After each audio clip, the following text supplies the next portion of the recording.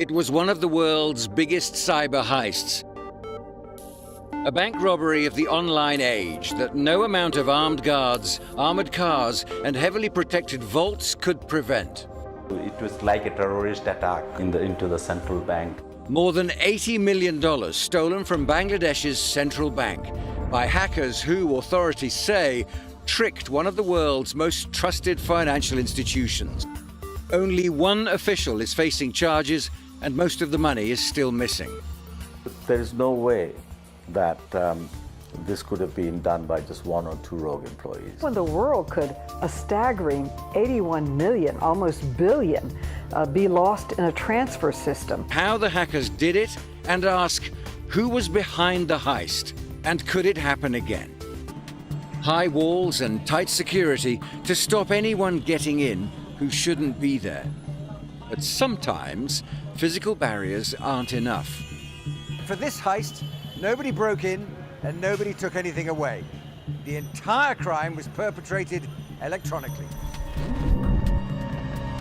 On the evening of Thursday, February the 4th, 2016, the start of the weekend in Muslim Bangladesh, most of the central bank staff had gone home.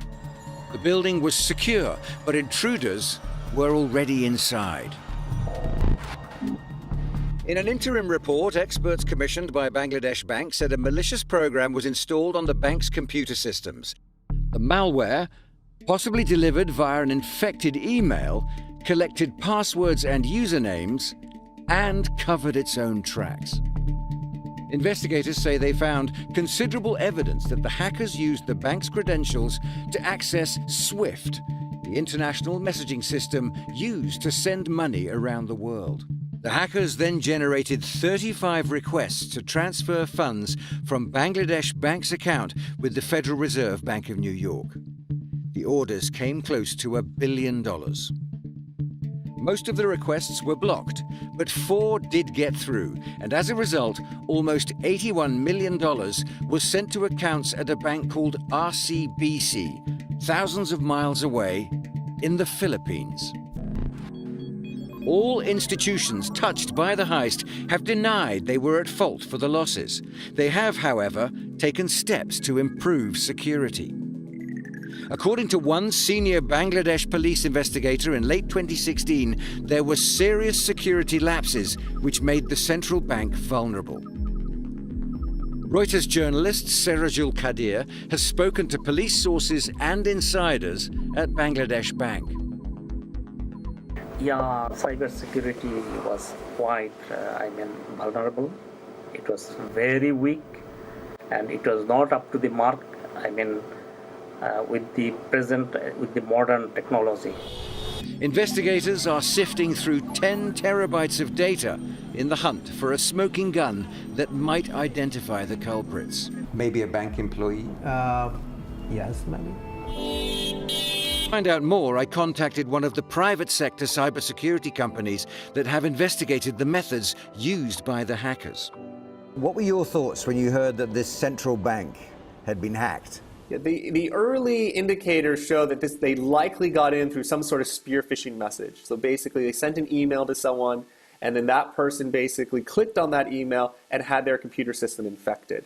Now, they were going after what's called the SWIFT terminals. These are the terminals or computers that are responsible for conducting large bank transfers between organizations or even countries. It's basically they're modifying the applications on the computer that has sort of been hijacked. And remember, those computers are actually inside the bank. This is a case where this institution was compromised more so than anything SWIFT specific. The missing millions were sent overseas, and I'm following the money trail to the Philippines, where electronic wire transfers became hard cash.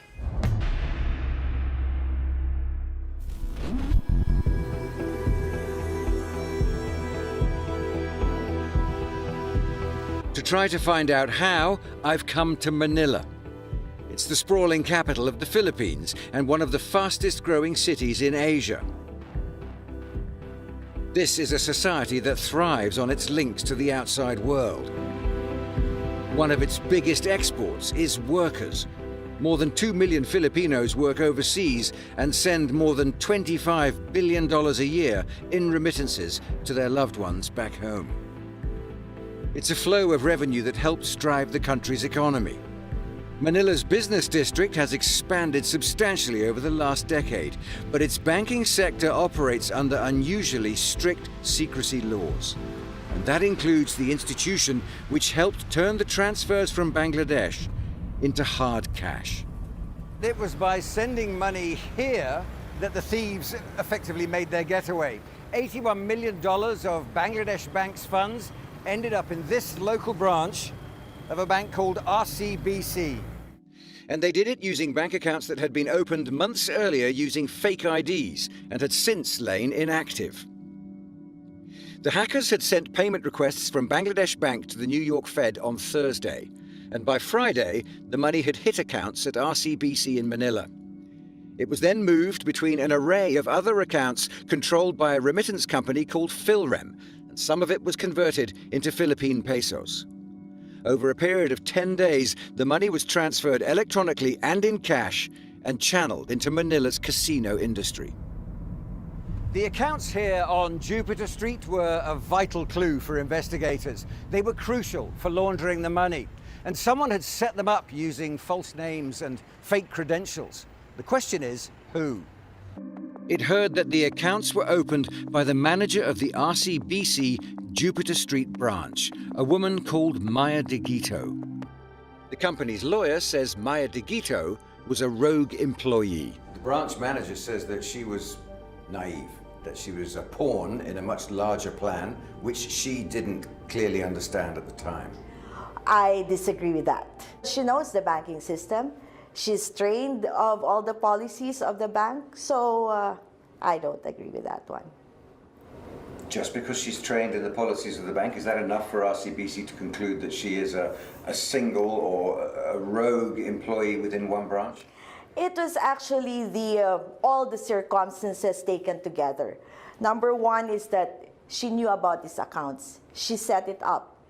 Second is when she was obviously waiting for the funds to be credited. And when it was credited, she acted with lightning speed in getting these accounts out of the beneficiary accounts into other accounts. The Senate report documented the timing of the payments.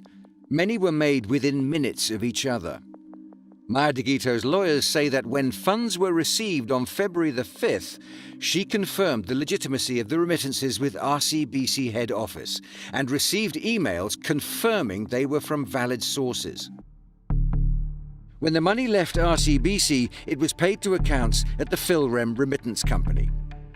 Philrem was run by Michael and Salud Bautista. They, along with Kim Wong and the company that owns a casino called Solaire, are the subject of pending legal action by money laundering authorities to try to recover some of the stolen money. Kim Wong and Solaire say they are complying with the authorities. Almost $15 million has been recovered, according to the official Philippine Senate report, some of it handed over by Kim Wong, who denied knowing it was stolen. The AMLC says Philrem still holds $17 million of the stolen money and is suing for its return. The company denies it has the money. Almost $50 million has been traced to casinos and gambling junket operators, according to the AMLC investigation. But none of that $67 million has been recovered. According to the Senate report, most of the $81 million was channeled to casinos and junkets, which were effectively being used by the criminals to complete the getaway. It said tens of millions of dollars from the heist were used to buy chips that were gambled by junket groups on Manila's tables. The casinos were used for turning the electronic money transfers into hard cash, though there's been no inference they knew the funds were stolen. They weren't covered by money laundering laws at the time and weren't required to record large transactions. There are strong links between the casino industry in the Philippines and the Chinese gambling haven of Macau. And it's there I'm heading next.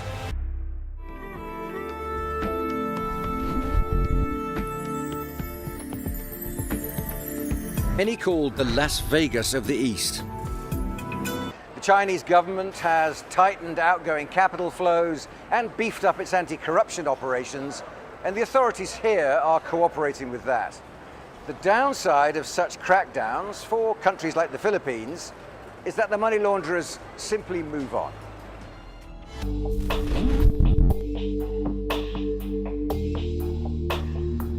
New York City, one of the world's biggest financial centers and home to one of its most important financial institutions.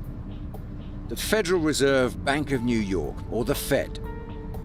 Things could have been a lot worse but for an extraordinary coincidence. Millions of dollars, hundreds of millions, were never transferred because the name Jupiter in the address for the bank happened to match that of an oil tanker, nothing to do with the heist, but on the list of US sanctions against Iran. As a result, most of the transfer orders were flagged as suspicious and blocked by the Fed. And there were other reasons the transfer requests could have aroused suspicion. They were different to most payments made by Bangladesh Bank. They weren't formatted properly, and these were large payments to individuals rather than organizations.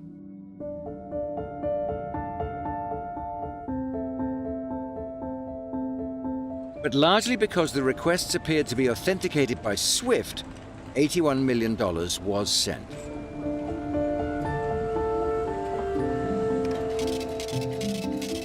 When I use my card in a foreign country, for example, or for a sudden large purchase, it can trigger a simple fraud inquiry from my bank. Real-time monitoring. The technology is quite straightforward. But in the case of the heist, nothing like that happened at the Fed. The vast majority of these payment requests that arrive on the doorstep of the New York Fed are automatically executed. They come to the SWIFT network, they have all the boxes ticked, they're SWIFT authenticated, and so they automatically go out the door. But Fed staff were concerned enough about some of the payments to try to contact Bangladesh Bank.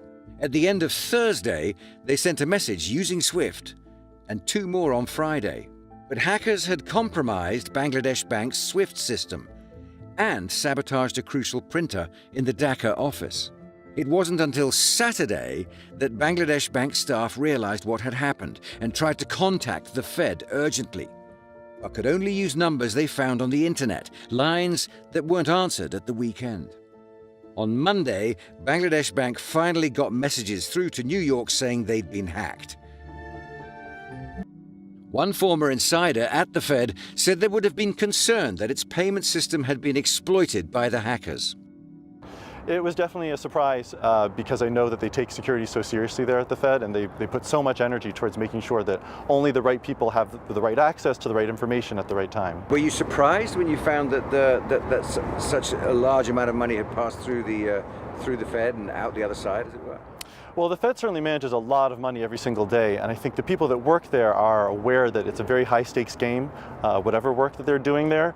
So the dollar amounts didn't faze me. It was more about the idea of that there was any kind of security breach and that anything had gone wrong in the procedures or the communication between different central banks. And the implications of what had happened were sinking in beyond the banks. Once it became clear that an internationally recognized and respected institution like the Federal Reserve had been caught up in the heist, questions started being asked here in Washington. Alarm bells were ringing about security and reputation, and US lawmakers wanted answers. US Congresswoman Carolyn Maloney was one of the first public officials in America to ask questions. How could this happen? This is the Fed, the Federal Reserve. This isn't any bank. This is the backbone of the financial system, not only in America, but in the world. And how in the world could a staggering 81 million, almost billion, be lost in a transfer system? And if the transfer system doesn't work and it's not accurate, then it puts the whole banking system, the international banking system, at risk. I was like horrified. If this transfer wasn't secure, then no transfer is secure. So it's a very, very serious issue, and cybersecurity, I would say, is one of the most pressing issues of our time. The Fed declined our invitation to provide someone for interview, but said this: while the event in February 2016 did not result in a breach or compromise of the New York Fed's systems, we did view this as an opportunity to further strengthen the safety of global payments. The New York Fed performs certain screening of and diligence on funds transfers sent both to and from the accounts of foreign central banks on our books.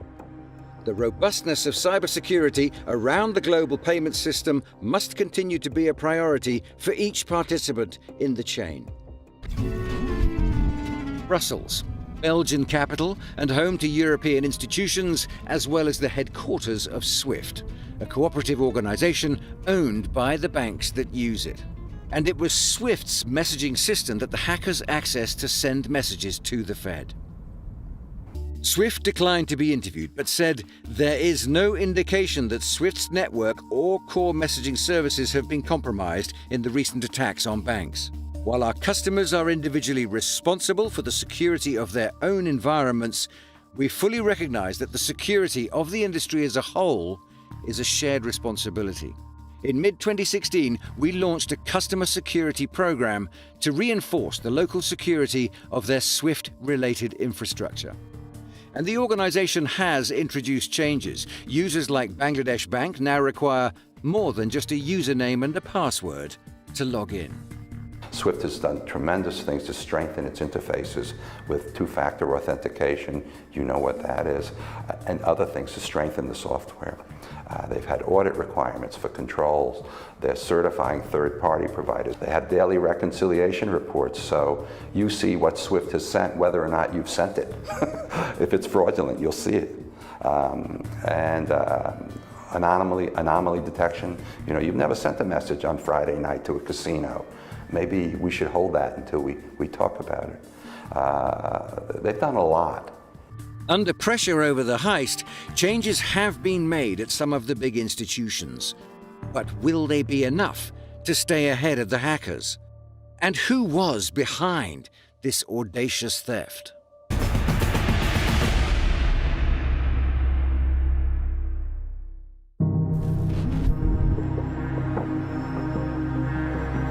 And of course, there's still the question of who was actually behind the heist. What happened to much of the money that was played at casino tables in the Philippines isn't known.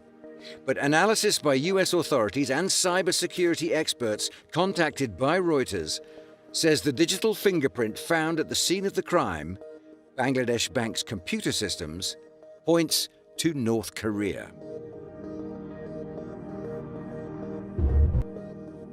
In the UK, the defense company BAE Systems is subject to frequent attacks by hackers and helps other organizations defend themselves from cybercrime. According to its experts, the Bangladesh Bank heist bears the hallmark of other attacks, a distinctive code used to erase the tracks of hackers that also featured in an attack on Sony Pictures in 2014. The US government has blamed that on North Korea, a claim that North Korea denies. So we've got a few clues from the tools that these attackers used in Bangladesh Bank and other attacks that we've seen. And the tools are very specific to a group called Lazarus. And this is a name that's been given by the security community. And it's a group that has been involved in attacks on South Korea. They've been involved in attacks in the US. We've seen them in attacks in Europe as well. And they're almost certainly behind this Bangladesh Bank heist as well. A lot of people said North Korea is involved in this. I mean, do you think that's a possibility?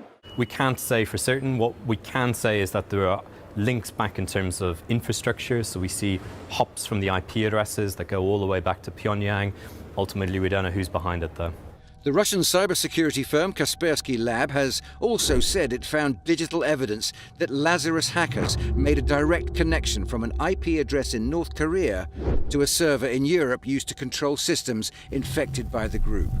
Kaspersky said that was the first time they've seen a direct connection between Lazarus and North Korea. And while it's possible the Bangladesh hackers were trying to frame Pyongyang, North Korean involvement was the most likely explanation. The FBI declined to comment for this program, but a US official briefed on its investigation has told Reuters the FBI believes that North Korea was responsible. And in 2017, the then deputy director of the National Security Agency said private sector research linking North Korea to the heist was strong. With that linkage from Sony actors to the Bangladeshi bank actors is accurate, that means a nation state is robbing banks. That's a big deal, in my view. That's different. And do you believe that there are nation states now robbing banks? Is that your assessment? I do. Allegations of hacking, whether from security firms or officials in the United States and South Korea, are all denied by the North Korean government. But no matter who is behind the Bangladesh bank job, North Korea or an unknown crime syndicate, could there be another cyber heist? Well, there have already been more attempts. In 2017, Taiwan's Far Eastern International Bank was attacked by hackers trying to steal millions of dollars using the SWIFT payment system. The banks declined to comment. Russia's central bank has said hackers took control of computers at an unnamed Russian bank in 2017 and used the SWIFT system to steal $6 million. And in February 2018, hackers tried to steal nearly $2 million from India's City Union Bank. The bank said there were similarities with the Bangladesh case. SWIFT won't comment on individual cases, but the head of its customer security program has confirmed that there have been more attacks. I spoke to the security executive at SWIFT, and he told me that these attacks, the attempts keep happening. He wouldn't say how often or how successful they were, but he said that these attackers are relentless. And one of the reasons that they're relentless and they haven't stopped is because I'm pretty sure it must still be working. If they weren't making money, they would move on to something else. James Lewis is a cybersecurity expert who's advised the UN and American government on information security. I think the issue is the people who connect to SWIFT. And this is a larger pattern we've seen in cybersecurity as the primary target becomes harder, takes measures to defend itself. The attackers move upstream. In a statement, SWIFT told us attacks will continue to focus on the entry points to payment systems at financial institutions, which is why SWIFT is dedicating significant efforts and resources to our customer security program. This is an ongoing challenge, and it is important that both SWIFT and our customers adapt our approaches over time as the threat evolves.